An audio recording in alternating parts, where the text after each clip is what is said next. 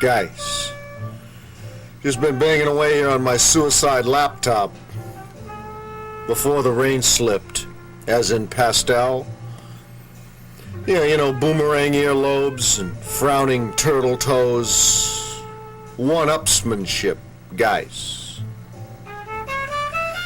Give me some of that go-go boot radar, some creepy resumes, 'cause Magellan sails tonight. So, last week I took some time to revisit part of my Sun City Girls collection, and I thought I'd share some impressions on that with you.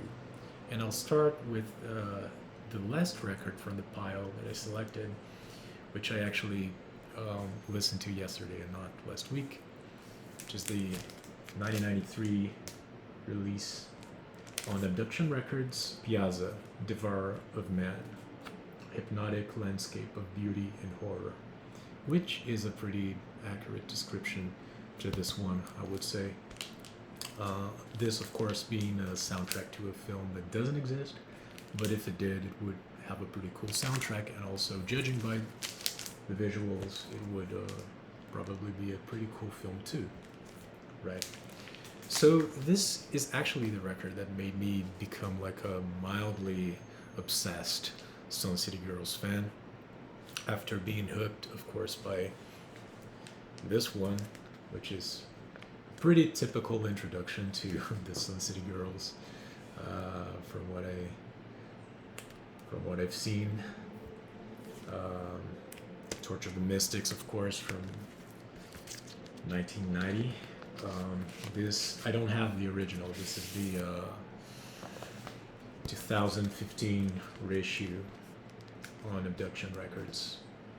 I tried to grab the original on Majora Records, but it has been impossible getting one of these shipped to Brazil right now. You know, I've been trying for some time, but the sellers that have this listed on Discogs, they either don't ship to Brazil at all, or they offer just extremely high shipping costs. So, and I have a high tolerance, I would say, for high shipping costs, because unfortunately this is the reality to get records from Europe or from the United States to Brazil. It's always expensive. It never is not expensive, right? But on this case, it was just impossible. But when I listened to this couple of records in sequence, I understood why I was hooked on Torch of the Mystics, and afterwards I really fell in love with the band, listening to Piazza. You know, I guess Torch of the Mystics is that arguably one of their most memorable, poignant, direct, no meandering, no filler records. But so it is a great introduction because of that. You know, also because of that. But Piazza is just a fascinating variety and domain of this kind of display of variety, right? The sonic palette is more varied. It's more engaging, more interesting, I guess. And you know, even though there's, of course, like tons and tons of humor in this and irony, it's not the kind of irony that really sort of takes away from the work, takes away from the music. To me, it is sort of a signature that adds to the music. It's not a destructive type of irony, you know. So yeah. But my original intention was actually listening to their 3 LPs on Placebo Records in sequence. You know, which when I thought of doing that, I have to be honest, I thought it would be a little tiresome because no, that I don't know if that's too much Sun City Girls intake for just one sitting, but I actually uh, liked it a lot, and I thought it would be tiresome because even though they have, they already display the kind of variety and just the variety in the material they make reference to, and they do citations and whatnot. I guess that the sonic, um, the just sonically speaking, there's not too much of that variety. It's there are three records that are heavily based on that sort of guitar, drums, and bass, and of course vocals, and they very much rooted in this, and in their more raw manifestation, and I thought it would be tiresome because of that, but I actually ended up liking that a lot. So these are the records.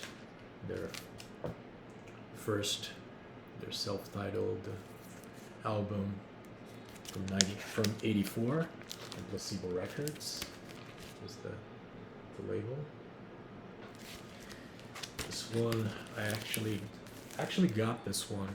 Oh, the inserts. I love this Placebo inserts, man. So cool. They look awesome. There's this Jeff-A. And I actually got this one from Tanya Victor, the founder of Placebo Records. I got this one last year. It was one of also a pretty difficult record to get.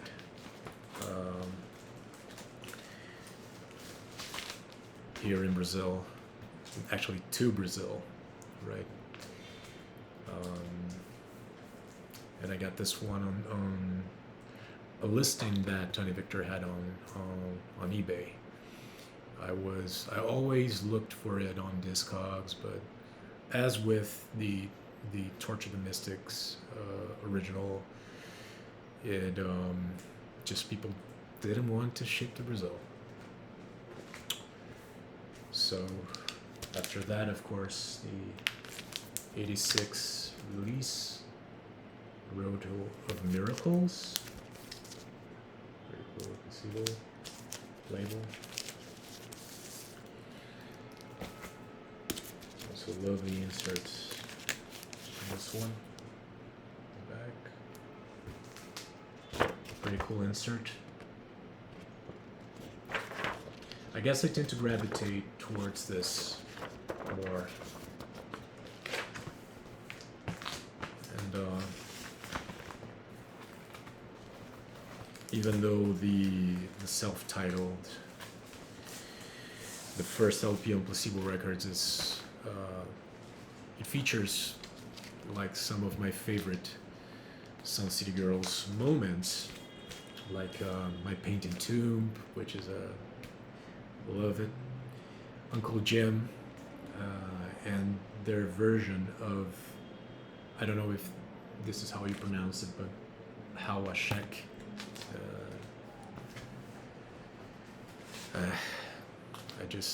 I don't know, I tend to gravitate towards Grotto of Miracles more.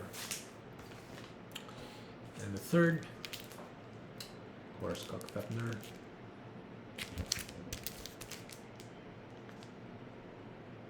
They're released in 87, right? But after that, I grabbed a couple of live albums. So I grabbed one from the 90s, this Live at Con Artists. This is was a show. It was a performance recorded in '92 in Charleston, and released on '93. It has this screened, textured sleeve, which is just beautiful. The video doesn't do this justice, you know. This is a pretty record. And one from the early 2000s. This is Montreal Pop. This is an unofficial release. So, this was released in 2006. The next record that I chose was this one.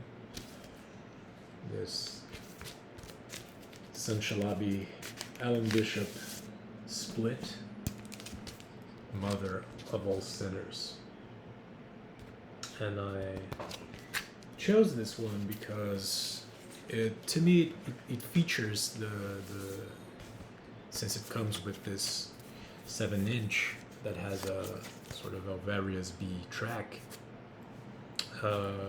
It features both the sort of solo Alan Bishop stuff, and also points towards his post Sun City Girls collaborative efforts.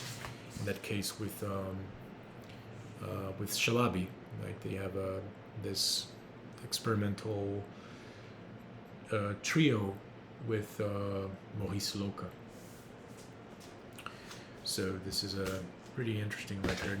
This is a 2014 release, I guess, on Rock. Pretty cool. Also, on that solo stuff front, Saginaw record by Sir Richard Bishop. This is a solo electric guitar performance. I just love this cover. It's a pretty badass cover. It's a pretty cool performance. I love Rick Bishop's solo stuff, man. Also, as a guitarist, I play the guitar. I'm guilty of that. I really love his solo output, you know. And last but not least, I picked this one up. And Shiva came for Charlie. Oh, it's pretty difficult in this video.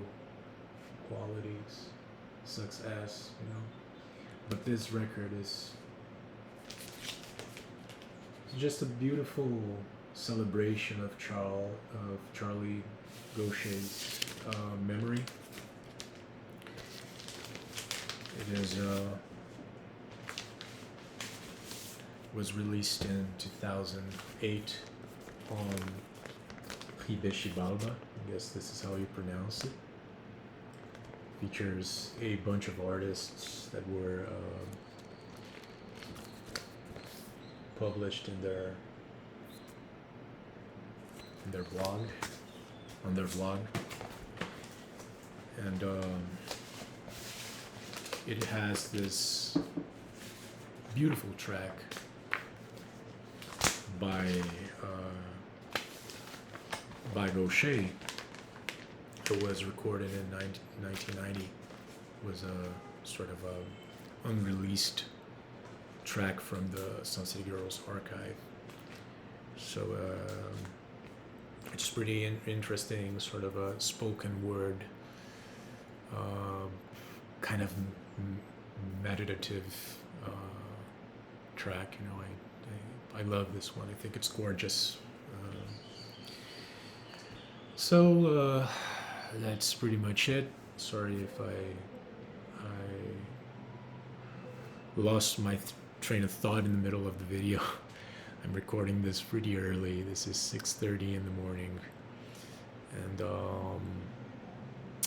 but that's it. I will definitely do sort of a part two of my Sun City Girls collection. You know, there's a bunch of stuff that I would like to share, and yeah, I guess that's it.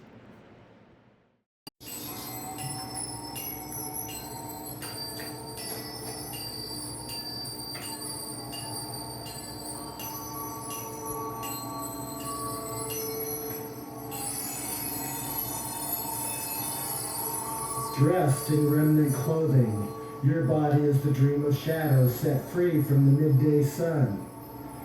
Protected from flames of light, the shade you create is the radiant dream that ushers you into existence. Flat, dark images follow you everywhere until sundown, when, in beamless light, you begin to follow them. In what way would the music of shadows be considered inferior to the music of mankind? We colored people, glowing solar reflectors, were painted by gods who only wanted half of us to live in the fleshy gate of visibility. The other half are weightless, wandering ethereal mimics. The shadows are always dreaming so much.